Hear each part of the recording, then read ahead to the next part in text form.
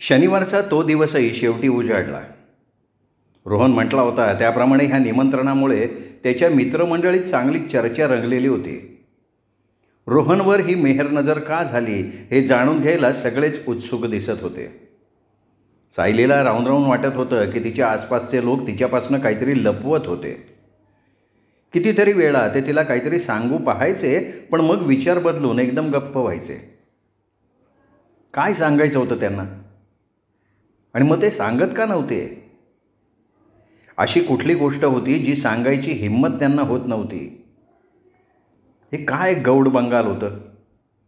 कसलं रहस्य होतं हे?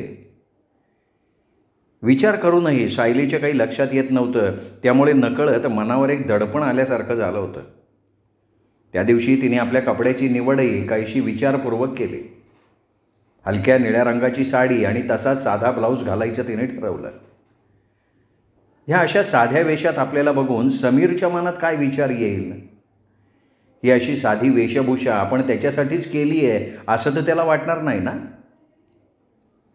सायलीनं मानेला हलका झटका देत हा विचार डोक्यातनं काढून टाकायचा प्रयत्न केला. समीरच्या पसंती नापसंतीचा विचार आपण का करतोय?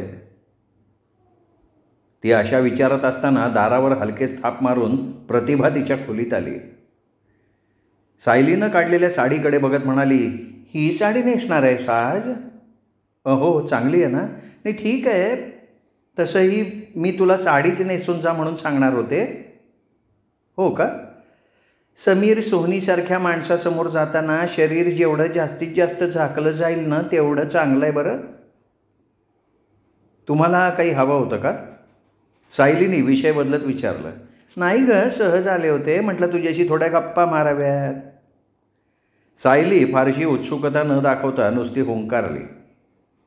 प्रतिभा काही क्षण सायलीकडे टक लावून बघत राहिली आणि मग एकदम तिने विचारलं, सायली, त्या दिवशी तुझ्यात आणि समीरमध्ये काय झालं होतं? अच्छा, म्हणजे हिच्या मनात अजूनही तीच गोष्ट खुटखुटतीये तर? काही नाही, सायलीने शांतपणे उत्तर दिलं. तो इथे येणार आहे हे तुला माहिती होतं? नाही. मग नेमक्या त्याच वेळेला तू बाहेर का निघून गेलीस ग? योगायोगानं, दुसरं काय? तुला खरंच वाटतं हा योगायोग आहे? तुम्हाला काय म्हणायचं आहे नेमकं? यावेळी सायलीचा आवाज काहीसा तीव्र झाला होता. नाही, मला म्हणायचं नाही ग काही, मला जाणून घ्यायचं आहे फक्त. काय?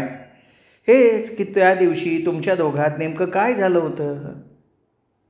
ते मी त्या दिवशी सांगितलं होतं की. ते तर रोहनसाठी होतं ग, मला खरं काय ते जाणून घ्यायचं आहे. ती एखाद्या वकिलासारखं विचारत होती.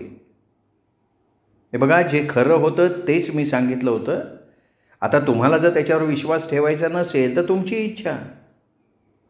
हे बघ सायली, समीर सोहनीला मी फार चांगली ओळखते. हां, हो, तो कसा माणूस आहे हे मला माहिती आहे आणि म्हणून तुझ्या बोलण्यावर माझा नाही विश्वास बसत आहे. खरं सांगू का प्रतिभाताई, समीरला आपण ओळखतो हा तुमचा गैरसमज आहे. स्पष्टच बोलायचं ना तर ना अजून तुम्ही मला ओळखलं आहे ना समीरला. अच्छा? प्रतिभानं अर्थपूर्ण नजरेनं तिच्याकडे बघितलं. हो, आणि म्हणूनच तुम्ही हवेत पसरवलेल्या अफवांचा आधार घेत बोलताय. अच्छा अच्छा अच्छा, याचा अर्थ समीरबाबत तुला सगळं काही माहिती आहे? सायलीला शब्दात पकडण्याचा प्रयत्न करत प्रतिभा म्हणाली, हे बघा, मी असं नाही म्हटलं. अगं पण तुझ्या बोलण्याचा अर्थ तर तोच आहे ना. नव्हता. सायली ठाशी आवाजात म्हणाली. प्रतिभानं खांदे उडवले आणि कपाळ्यावर आठ्या घालत काही न बोलता ती बाहेर निघून गेली. समीरचा तो आलिशान बंगला बघून रोहनप्रमाणे सायलीचेही डोळे दिपल्यासारखे झाले होते. बाहेरूनच त्या बंगल्याची भव्यता डोळ्यात भरत होती.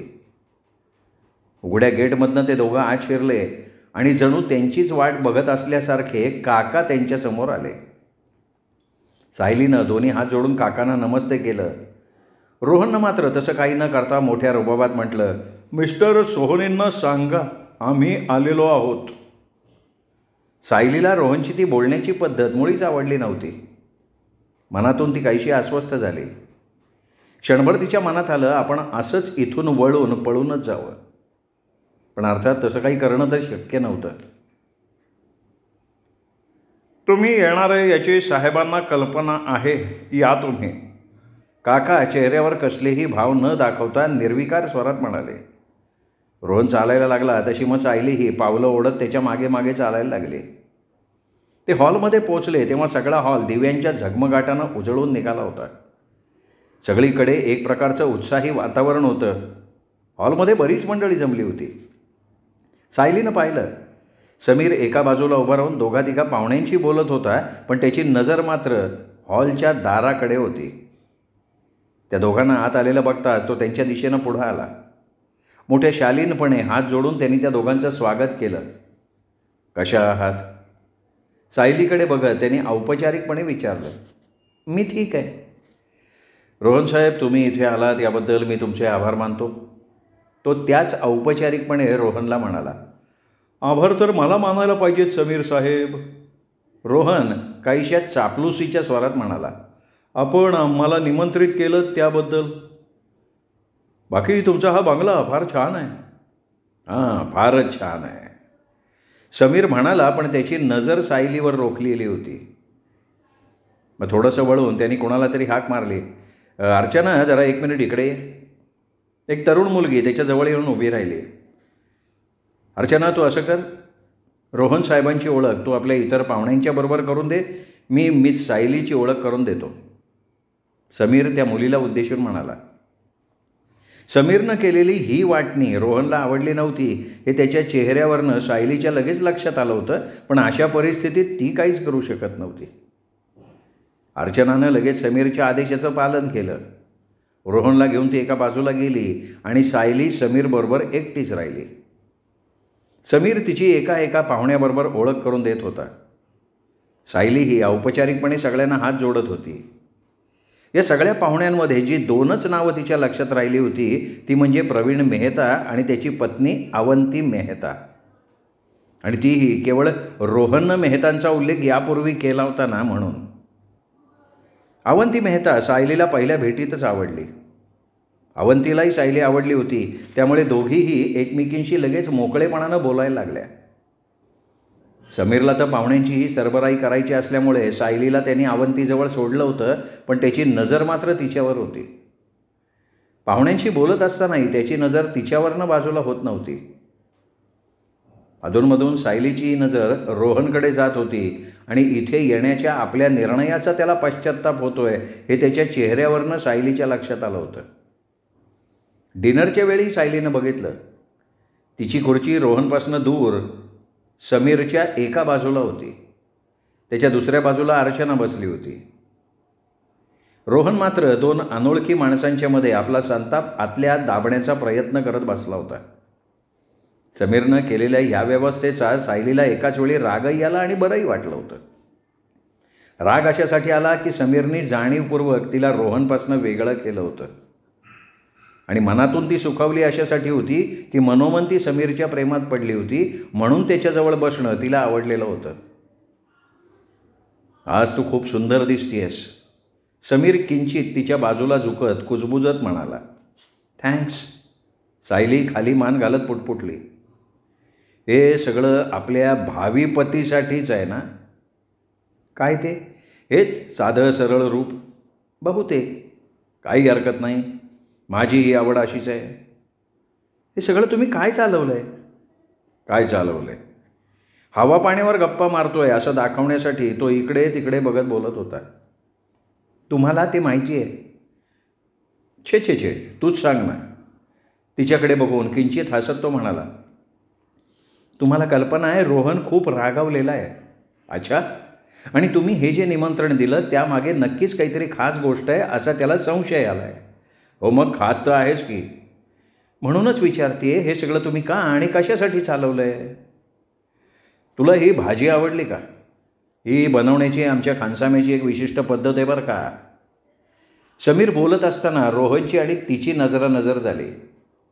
सायलीने नजरेनं आपली अगतिकता व्यक्त केली, पण तिच्याकडे एक तीव्र कटाक्ष टाकून रोहननी मान फिरवली. सायली मनातनं चांगली अस्वस्थ झालेली होती. इकडे समीर आणि तिकडे रोहन अशा कात्रीत सापडल्यासारखी तिची अवस्था झाली होती. इथे आल्यापासनं समीरने जाणीवपूर्वक तिला रोहनपासनं वेगळं ठेवलं होतं आणि ह्याचा राग रोहन तिच्यावर काढायला बघत होता. जेवणं झाल्यावर आलेल्या पाहुण्यांपैकी काही जण जायला निघाले. त्यांना निरोप देण्यासाठी समीर तिच्यापासनं बाजूला झाला आणि तीच संधी साधून रोहन तिच्याजवळ आला. तिचा दंड धरून तिला एका कोपऱ्यात नेत रोहन काहीशा संतापानं म्हणाला, डायनिंग टेबलवर त्याच्या बाजूला बसायची तुला काय गरज होती? मी स्वतःहून थोडीच बसले होते का? पण त्याआधीच तू माझ्याकडे येऊ शकत होतीस. कशी येणार? त्यांनी मला तशी संधीच दिली नाही. काहीतरी सांगू नकोस, तुलाही तेच हवं होतं म्हणणं, रोहन काहीशा तीव्र स्वरात म्हणाला. रोहन प्लीज उगाच नाही ते आरोप करू नकोस. सायली, मला खरं खरं सांग, तुमच्या दोघात काय संबंध आहेत? पुन्हा तेच. खरं काय ते मला समजायला हवं, रोहन तिच्या दंडावरची आपली पकड घट्ट करत म्हणाला. हे बघ, तुझा जर माझ्या बोलण्यावर विश्वास बसत नसेल तर मग माझा नाईलाज आहे. तू तिथे का बसलीस हे मला कळायला हवं आहे. सांगितलं ना, मी स्वतःहून नाही बसले. आणखीन किती वेळा सांगायचं आहे? सायली वैतागल्यासारखी झाली होती. रोहन गप्प झाला. दोघेही मग जवळच्या एका सोफ्यावर बसले. रोहन आता थोडा शांत झाला होता. कदाचित सायलीची अगतिकता त्याच्याही लक्षात आलेली असावी. काही वेळानं प्रवीण मेहता आणि अवंतीही त्यांच्याजवळ येऊन बसले. हां, तुमच्या इंदोरपेक्षा आमची ही मुंबई तुम्हाला कशी काय वाटली? प्रवीण मेहतानं सायलीला विचारलं. छान वाटली. सायलीजी, अवंती पुढे काही बोलणार त्याआधीच सायली म्हणाली, हे बघा, तुम्ही माझ्यापेक्षा मोठे आहात. प्लीज तुम्ही मला नावाने हाक मारा. ठीक आहे, पण मग माझी ही एक अट आहे. अवंती हसून म्हणाली. तुमची अट कोणती? हे बघ, तू सुद्धा मला मिसेस मेहता म्हणायचं नाही. मग काय म्हणू? अगं, तुम्हाला नुसतं अवंती म्हटलंस ना तरी चालेल, पण मग त्यापेक्षा मी तुम्हाला दीदी म्हटले तर? अगं चालेल की. नाहीतरी कुणीतरी मला दीदी म्हणावं असं मला वाटत होतं. अवंती हसून म्हणाली. सायलीही हसली. त्याचवेळी काका त्यांच्याजवळ येत प्रवीण मेहताला उद्देशून म्हणाले, समीरला कुठे पाहिलं का प्रवीण? नाही काका. कुठे गेला हा? काका स्वतःशीच बोलावलं तसं बोलले. अर्चनाला विचारा ना, तिला माहिती असेल, अवंतीने सुचवलं. बरोबर आहे, तिलाच विचारतो, असं म्हणत काका निघून गेले. सायली स्वतःशीच विचार करायला लागली. हे सगळं काकांनी जाणीवपूर्वक केलं होतं का खरोखर समीर कुठे नाहीसा झाला होता? ती अशा विचारात असताना हॉलच्या दारातून आत येणारा समीर तिला दिसला. नकळत तिने सुटकेचा निश्वास सोडला. क्षणापूर्वी काहीशा उदास झालेल्या तिच्या चेहऱ्यावर पुन्हा रंग आला. आपल्यातला हा बदल तिला जाणवला होता आणि खरोखरच आपण समीरमध्ये गुंतत चाललोय याची पुन्हा एकदा तिला तीव्रतेनं जाणीव झाली होती. समीर आधेमध्ये उभ्या असणाऱ्या पाहुण्यांशी बोलत बोलत त्यांच्याच ग्रुपच्या दिशेनं येत होता. त्याचवेळी अचानक अर्चना कुठून तरी आली आणि काहीतरी निमित्त करून रोहनला त्यांच्यापासून एका बाजूला घेऊन गेली. तोवर समीर त्यांच्याजवळ आला होता. सायलीच्या समोर एका कोचावर बसत त्यांनी विचारलं, काय प्रवीण, कशी काय वाटली आमची नवीन पाहुणे तुला? अरे मला काय विचारतोय, सावंतीला विचार. तिने तर अगदी त्यांना आपली छोटी बहीण बनवून टाकलंय. काय वहिनी? समीरने हसून अवंतीला विचारलं. अरे हो समीर, सायली आहेच तेवढी लाघवी. तुम्ही लोक बसा, मी जरा आलो, असं म्हणत प्रवीण उठून उभा राहिला. तो आपल्या उजव्या हातानं छातीचा ढावा भाग हलकेच चोळत होता. काय झालंय प्रवीण? अवंतीही काहीशी गडबडून उठली आणि प्रवीणच्या मागोमाग गेली. आता समोरासमोर फक्त समीर आणि सायली राहिले होते. रोहन कुठे आहे? समीरच्या सहवासात आपण एकट्याच आहोत याची जाणीव होताच तिला रोहनची आठवण झाली. तो बघ ना, अर्चनाबरोबर गप्पा मारतोय. सायलीनं पाहिलं, रोहन खरोखर अर्चनाच्या जवळ उभा होता. अर्चना त्याचा हात धरून हसत हसत त्याला काहीतरी सांगत होती. रोहनही हसून तिच्या बोलण्याकडे आपलं लक्ष आहे असं दाखवत होता, पण त्याची नजर मात्र या दोघांकडे होती. चल जरा बाहेरच्या लॉनवर थोडे पाय मोकळे करून येऊ, समीर कोचावरनं उठत म्हणाला. नाही नको. का? रोहनची नजर आहे आपल्यावर. तुला काय वाटतं मी तुझ्या रोहनला घाबरतो? नाही तुम्ही नसाल, पण मी घाबरते ना. नाही नाही, मी जवळ असताना तू कोणालाच घाबरत नाहीस हे मला माहिती आहे. प्लीज समीर, का तुम्ही मला अडचणीत टाकण्याचा प्रयत्न करताय? हे बघ, तुझी अडचण माझ्या लक्षात आली आहे म्हणून तर मी तुला हॉलमधनं बाहेर काढतोय. चल, नाहीतर नाईलाजानं मला तुझा हात धरून उठवावं लागेल. सायली उठली. तिच्यापुढे दुसरा काही पर्यायच नव्हता. कारण समीर बोलल्याप्रमाणे केल्याशिवाय राहणार नाही ही तिला खात्री होती. हॉलच्या बाहेर जातानाही रोहनची नजर आपल्या पाठीवर खिळली आहे याची जाणीव तिला होत होती. तुम्हाला माझ्याकडनं काय हवं आहे? हॉलमधून बाहेर येताच तिने काहीशा रागानं समीरला विचारलं. तेही तुला सांगायला पाहिजे का? गालात जीभ घोळवत तो हसला. शी, हे असं काही बोलताना काही वाटत नाही का तुम्हाला? तिचा चेहरा संकोचानं लाल झाला होता. क्षणभर थांबून मग त्याच्याकडे बघत ती म्हणाली, आणि आत्ता थोड्या वेळापूर्वी तर तुम्ही. हां बोल ना, बोल. थोड्या वेळापूर्वी मी काय? कशाला तुम्ही मला बोलायला लावताय ते? आता तू बोलल्याशिवाय मला तरी कसं कळणार आहे? तुम्ही आणि ती अर्चना अगदी तिच्या खांद्यावर हात वगैरे ठेवून. पण तिचं बोलणं पूर्ण होण्याआधी समीर दोन्ही हात हवेत उडवत जोरात हसला. बघ, काय म्हटलं होतं मी? झाला ना जळून कोळसा? शी, मी कशाला जळू? सायली स्वतःला सावरत म्हणाली. मग तुझ्या डोक्यात ही शंका कशी काय आली? सायलीनं उत्तर नाही दिलं. समीरच मग गंभीर होत म्हणाला, हे बघ सायली, अर्चना माझ्या बहिणीची अगदी जवळची मैत्रीण आहे आणि अगदी तिच्यासारखी अर्चना मला माझ्या बहिणीसारखी आहे. ओ, काकोण सण आहे ते ऐकून सायलीनं मनातनं सुटकेचा निश्वास सोडला. बोलता बोलता ते दोघं बंगल्याच्या मागच्या बाजूला आले होते. हॉलमधनं येणारा गडबड गोंगाटाचा आवाज केव्हाच लुप्त झाला होता आणि वातावरणातली निशब्द शांतता सायलीला जाणवत होती. चला आता परत जायला हवं, नाहीतर रोहन मला शोधत इथे येईल. थांब सायली. सायलीने त्याच्याकडे प्रश्नार्थक मुद्रेनं बघितलं.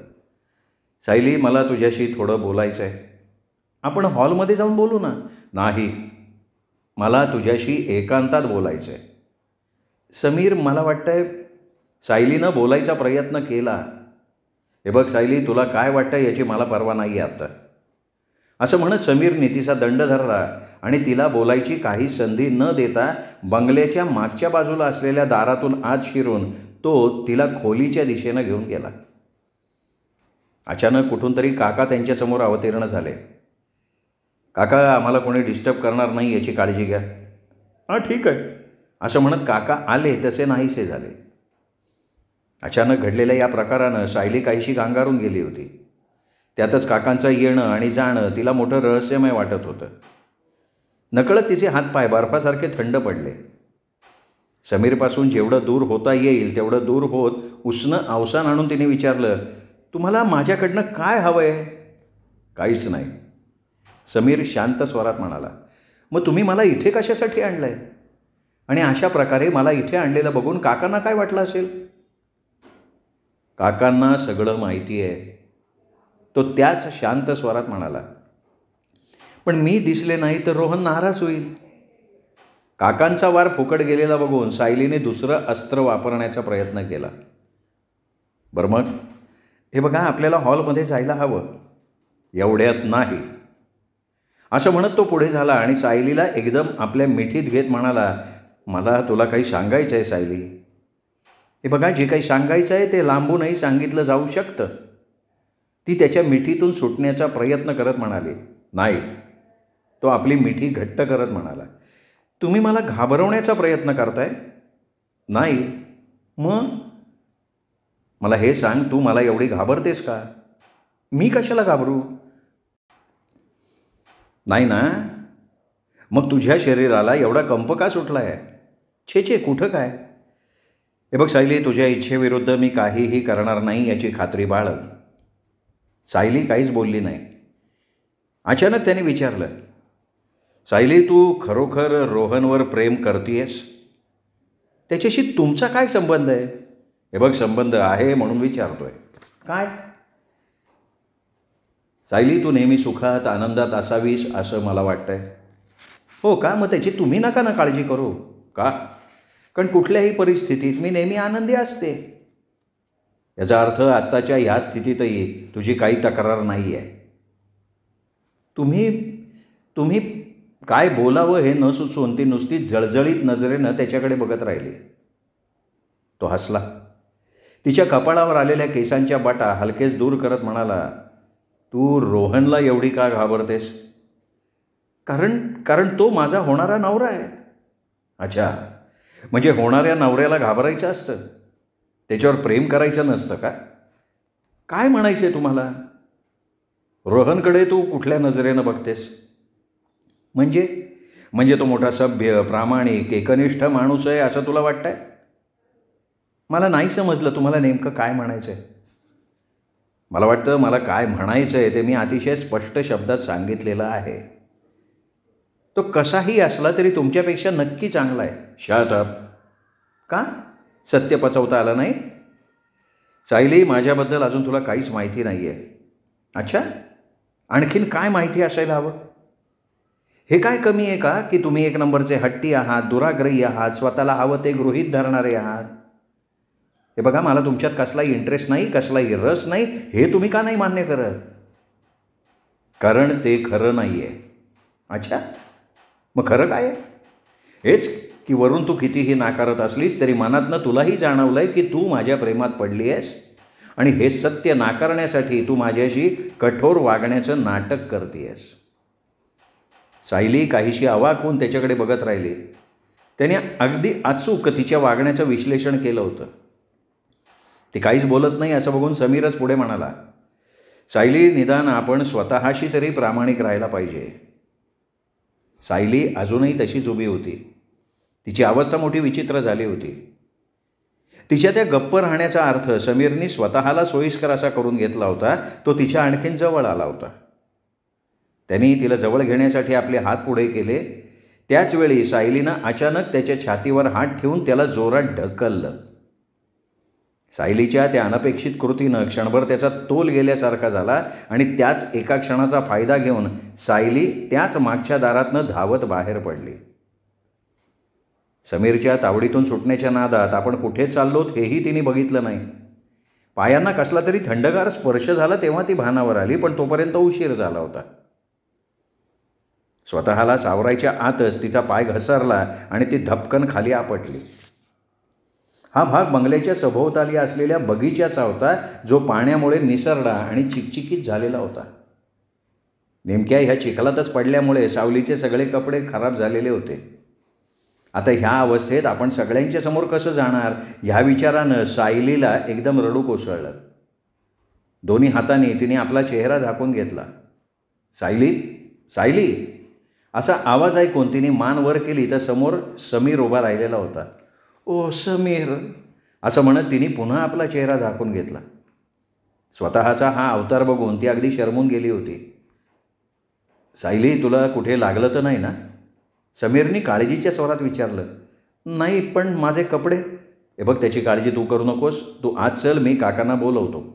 पण रोहन, अगं थोडा वेळ तरी त्याला विसरायचा प्रयत्न कर ना. चल उठ. असं म्हणत त्याने तिचा हात धरून तिला उठवलं. ते दोघं आत जाण्यासाठी वळले. त्याचवेळी समोरनं प्रवीणच्या बरोबरीनं रोहन येताना दिसला. काय झालं? काही नाही, माझा पाय घसरला होता. हे काय आहे समीर? रोहन जळजळीत नजरेनं समीरकडे बघत गरजला. सायलीनं जे सांगितलं तेच, तिचा पाय घसरला. समीर शांत स्वरात म्हणाला. काय सायली, तू सुद्धा? रोहनच्या चेहऱ्यावर कडवट्ट भाव उमटले. डोंट वरी रोहन साहेब, प्रवीण म्हणाला. यात एवढं चिंता करण्यासारखं काय आहे? आज जाऊन ते कपडे बदलतील ना. त्याचवेळी काका तिथे आले आणि सायलीला घेऊन आतल्या भागात घेऊन गेले. सायलीला शर्मेनं अगदी मेल्याहून मेल्यासारखं झालं होतं. ते समोरचं दार दिसतंय ना, ते उघडून आत जा. आत येताच काका एका खोलीकडे संकेत करत म्हणाले. मी तुझ्यासाठी कपडे घेऊन येतो. सायलीनी मान डोलवली आणि ती काकांनी दाखवलेल्या खोलीत शिरली. 5-1 मिनिटात काका गुलाबी रंगाची एक साडी घेऊन आत आले. हे घे, तू कपडे बदल, तोपर्यंत मी तुझ्यासाठी गरम गरम कॉफी घेऊन येतो. काका गेल्यावर ती खोलीतच असलेल्या बाथरूममध्ये शिरली. अंगाला लागलेला चिखल वगैरे धुवून तिने कपडे बदलले. हे सगळं करत असताना तिच्या डोक्यात पुन्हा पुन्हा एकच विचार येत होता की लोक काय म्हणत असतील. रोहनची यावर प्रतिक्रिया काय असेल आणि आपण स्वतःला किती हास्यास्पद स्थितीमध्ये टाकून दिलेलं आहे. केसांना टॉवेल लपेटून ती बाथरूममधनं बाहेर आली तेव्हा काका कॉफी घेऊन तिची वाट बघत होते. घे, गरम गरम कॉफी प्यायल्यावर तुला थोडं बरं वाटेल, काका प्रेमळ स्वरात म्हणाले. सायलीने त्यांच्या हातातून कॉफीचा कप घेतला. कॉफीचा घोट घेत तिने विचारलं, रोहन कुठे? त्याची नको चिंता करू, तो हॉलमध्ये बसला आहे आरामात. मला वाटतं काका तो माझ्यावर खूप नाराज झाला असेल ना? का बरं? मी स्वतःला चांगलंच हास्यास्पद करून घेतलं आहे. नाही पोरी, नाही नाही नाही नाही, हे बघ, जे आपल्या हातात नाही आहे ना त्याचा दोष माणसाने स्वतःला लावून घेऊ नये. सायलीने मान डोलवली. काकांच्या बोलण्यानं तिच्या मनातल्या न्यूनगंडाची भावना काहीशी कमी झाली होती. सगळे पाहुणे गेले? क्षणभराने तिने विचारलं. नाही, आहेत अजून थोडेफार. का? नाही, सगळीकडे शांतता वाटते ना म्हणून विचारलं. अगं, हा बंगला फार मोठा आहे. ही खोली कुणाची? ही सौदामिनी बेबीची. सौदामिनी बेबी म्हणजे कोण? समीरची लहान बहीण. त्या दिवशी जिचा फोटो तू बघितला होतास ना, ती. अच्छा, आणि ही साडी? तिचीच आहे. मग ती कुठे आहे? ती आता इथे राहत नाही ना. ती इथे राहत नाही? मग कुठे राहते? आश्रमात. आश्रमात राहते? हो, तिने संन्यास घेतला आहे ना. काका निश्वास सोडत म्हणाले. संन्यास घेतलाय? पण एवढ्या तरुण वयात तिने का संन्यास घेतला? हे बघ पोरी, मला यापेक्षा जास्त काही विचारू नकोस. याविषयी तुला आणखीन काही जाणून घ्यायचं असेल तर तू ते स्वतः समीरला विचारावंस असं मला वाटतंय. तुमची खात्री आहे काका ते मला सगळं सांगतील याची? मला विचारशील तर तो तुझ्यासाठी आणखीन बरंच काही करेल, मला खात्री आहे. मग थोडा वेळ कोणी काही बोललं नाही. सायली काकांच्या बोलण्याचा विचार करत होती. बरं, आता मी चलतो. तुझी इच्छा असेल तर तू हॉलमध्ये ये, नाही तर इथे आराम केलास तरीसुद्धा चालू शकेल. सायलीने फक्त मान डोलवली. काका निघून गेले आणि 5-1 मिनिटात समीर आत आला. समीरला बघता सायली सावरून बसली. आत येता समीरने एक सिगरेट शिलगावली. मग सिगरेटचे झुरके घेत तो काही क्षण तिच्याकडे एकटक नजरेनं बघत राहिला. त्या क्षणी त्याचा चेहरा कमालीचा विचारमग्न आणि गंभीर दिसत होता. अचानक हातातली सिगरेट ॲस्ट्रेत चुरगळत तो तिच्या समोर येऊन उभा राहिला. सायली, माझी इच्छा आहे की एकेका शब्दावर जोर देत तो म्हणाला, तू रोहनबरोबर ठरलेलं तुझं लग्न मोडून टाक आणि माझ्याशी लग्न कर. काय काय म्हणालात तुम्ही? सायलीनं एकदम दचकून त्याच्याकडे बघितलं. जे तू ऐकलंयस तेच. तो विलक्षण स्थिर स्वरात म्हणाला, तू माझ्याशी लग्न कर.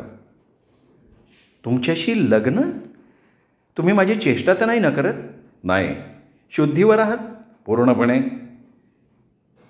पण माझ्याशी लग्न करण्याचा विचार अचानक तुमच्या डोक्यात कसा काय आला? कारण तू मला हवी आहेस सायली. तुमचं माझ्यावर प्रेम तर बसलं नाही ना? मला तुझी गरज आहे सायली. तो त्याच भावहीन आवाजात म्हणाला. ती उठली, त्याच्याकडे पाठ करून उभी राहिली. त्याचा तो प्रस्ताव, त्याचा तो निर्विकार तटस्थ आवाज, त्याचा नेमका हेतू काय होता? कोणत्या हेतूनं त्यांनी तिच्यासमोर हा लग्नाचा प्रस्ताव मांडला होता? हे सगळं त्यांनी अगोदरच ठरवलं होतं का? आणि त्यासाठी निमंत्रण देऊन तिला या पार्टीला बोलवलं होतं का? सायलीच्या डोक्यात विचारांचं तुफान माजलं होतं. मी रोहनवर प्रेम केलं आहे. ती जाणीवपूर्वक खोटं बोलत म्हणाली. नाही, तुझं त्याच्यावर प्रेम नाही आहे. खोटं बोलून माझी दिशाभूल करायचा प्रयत्न करू नकोस. निदान स्वतःशी तरी तू प्रामाणिक राहा. हे तुम्ही यापूर्वीही म्हटलं होतं. हो. तुम्हाला प्रामाणिकपणाचा अर्थ तरी माहिती आहे? तू सांग. प्रामाणिकपणाचा अर्थ आहे आपल्या घरी आलेल्या पाहुण्याच्या विश्वासाला तडा जाऊ न देणं, त्याचा योग्य तो आदर राखणं. पण तुम्ही तर मित्रत्वाचं निमंत्रण देऊन ज्याला इथे बोलवलं त्याच्याच होणाऱ्या पत्नीच्या समोर अशा प्रकारचा प्रस्ताव ठेवून त्याचा विश्वासघात करताय. हे बघ, आमच्यात कधीही मैत्रीचे संबंध नव्हते आणि कधी होऊ सुद्धा शकत नाहीत. मान्य आहे. मान्य आहे तुम्ही दोघंही एकमेकांना आवडत नाही, पण म्हणून तुम्हाला असं काही गृहीत धरण्याचा अधिकार नाही ना पोचत. मी काहीही गृहीत धरलेलं नाही आहे सायली. मग हे काय आहे? मी तुला तेच विचारतोय. स्वतःला खोटं पाडण्याचा हा प्रयत्न तू कधी बंद करणार आहेस? काय म्हणायचं आहे तुम्हाला?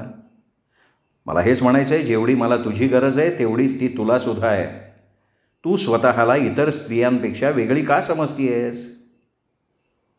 तुम्ही शारीरिक सुखाबद्दल बोलताय? मग एक गोष्ट मला तुम्हाला सांगायला हवी की केवळ ह्याच एका कारणासाठी कुणीही कुणाशी विवाह करण्याचा मूर्खपणा करत नाही. मी केवळ तेवढंच एक कारण आहे असं म्हटलं नाही. मग दुसरं काय कारण आहे? मी तुला यापूर्वीही म्हटलं होतं की तुला अजून माझ्याविषयी काहीही माहिती नाही. ती आधी समजून घे, त्याच्यावर विचार कर आणि त्यानंतर जे काही मत बनवायचं असेल ते बनव. त्या बोलण्यानं सायली पुन्हा एकदा द्विधा मनस्थितीत सापडली. तिच्या शरीराला कंप सुटला होता. त्याला पूर्णपणे झिडकारून लावणंही तिला शक्य होत नव्हतं. समीर तिच्याजवळ आला, तिला आपल्याजवळ ओढून घेत म्हणाला, विश्वास ठेव सायली, मी खरं तेच बोलतोय. पण तुम्ही माझीच निवड का केली आहे? कारण मला तुझी गरज आहे. हे बघ, तशा आजवर अनेक स्त्रिया माझ्या आयुष्यात येऊन गेल्या, पण कोणालाच तुझ्या इतकं महत्त्व मी कधीही दिलेलं नाही. पण तुला मात्र मी माझं नाव द्यायला तयार झालो आहे. अच्छा, आणि त्याबद्दल मला तुमचे उपकार मानायला हवेत असंच ना? मला तुझं उत्तर हवं आहे सायली. तिच्या कुत्सित बोलण्याकडे दुर्लक्ष करत तो म्हणाला. सायलीची अवस्था मोठी चमत्कारिक झाली होती. तिची विचार करण्याची शक्तीच जणू कुंठित झाली होती. काहीही न बोलता ती डोळे बंद करून तशीच उभी राहिली. काही क्षणानंतर तिला जाळवलं. नकळत ती समीरच्या आणखीन जवळ आली होती. तिच्या बंद डोळ्यांवर ओठ टेकवत तो काहीतरी बोलत होता. त्याच्या त्या स्पर्शानं सायलीची अवस्था आणखीनच बधिरल्यासारखी झाली होती आणि स्वतःला हरवून गेल्यासारखी सायली त्याच्या मिठीत निस्तब्ध उभी राहिली होती. श्रोते हो, हा होता सुरेश वैद्य लिखित सायली या कादंबरीचा 6वा भाग. 7वा भाग ऐकूयात उद्या. तोपर्यंत नमस्कार.